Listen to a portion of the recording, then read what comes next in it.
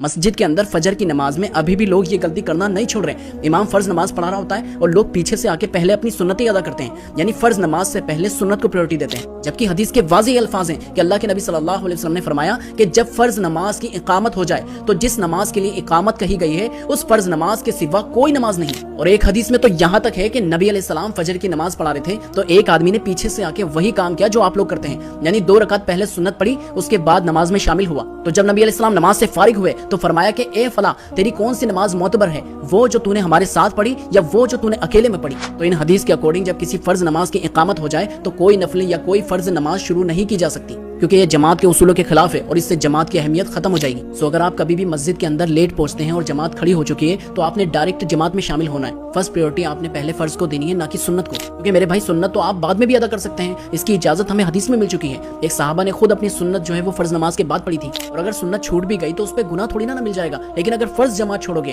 تو ظاہر ہے کہ اس پہ تو پکڑ ہو سکتی ہے نا۔ اب اتنے سارے دلائل سننے اور پڑھنے کے بعد بھی آپ حق بات قبول نہیں کرتے تو پھر تو ظاہر ہے کہ یہ تکبر ہے، یعنی حق بات سے اناد کرنا۔ پھر تو ظاہر ہے کہ یہی سمجھا جائے گا کہ آپ بھی اپنے بڑے بڑوں کی اندھی تقلید کر رہے ہیں، یعنی جیسے ہمارے باپ دادا کرتے آئے ہیں تو ہم بھی وہی کام کریں گے، نمازی بھی اسی طرح پڑھیں گے، اس سے ہٹ کے نہیں چلیں گے۔ لیکن یاد رکھیں کہ ایسے ہی لوگوں کے لیے اللہ تعالیٰ نے قرآن میں فرمایا، سورہ مائدہ آیت نمبر 104 میں، وَإِذَا قِيلَ لَهُمْ تَعَالَوْا إِلَىٰ مَا أَنزَلَ اللَّهُ وَإِلَىٰ الرَّسُولِ، اور جب ان سے کہا جاتا ہے کہ اللہ تعالیٰ نے جو کلام نازل کیا ہے یعنی قرآن، آؤ اس کی طرف اور رسول کی طرف، تو وہ جواب دیتے ہیں کہ قالوا حسبنا ما وجدنا علیہ آباءنا، ہمارے لیے تو بس وہی طریقہ کافی ہے جس پر ہم نے اپنے باپ داداؤں کو پایا ہے۔ پھر اللہ تعالیٰ فرماتا ہے اولو کان آباؤہم لا یعلمون شیئا ولا یہتدون، کہ کیا یہ باپ دادا ہی کی پیروی کیے چلے جائیں گے چاہے وہ کچھ نہ جانتے ہو، نہ سیدھے راستے کی ان کو خبر تک ہو۔ اگرچہ یہ آیت مشرکین مکہ کے لیے نازل کی گئی تھی، لیکن قرآن کی ہر آیت جو ہے وہ قیامت تک ہے، اور جو بھی اس طرح کا کام کرے گا یعنی حق بات آنے کے بعد نہ مانے تو ظاہر ہے کہ یہ آیت پھر اس پر بھی فٹ کی جائے گی۔